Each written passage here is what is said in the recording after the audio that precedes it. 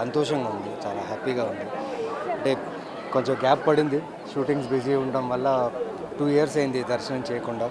So ఆయన పిలుపు పిలిచేశారు, వచ్చేసాను. అండ్ చాలా బాగా దర్శనం ఉంది, చాలా హ్యాపీగా సంతోషంగా ప్రశాంతంగా శాంతంగా వెళ్తున్నాం. సో ఏడుకొండల వారికి, ఇక్కడున్న ప్రపంచంలో ఉన్న అందరు భక్తులకి అందరికీ ఆయన ఆశీస్సులు ఉండాలి, ఆయన బ్లెస్సింగ్స్ ఉండాలని కోరుకుంటున్నాను.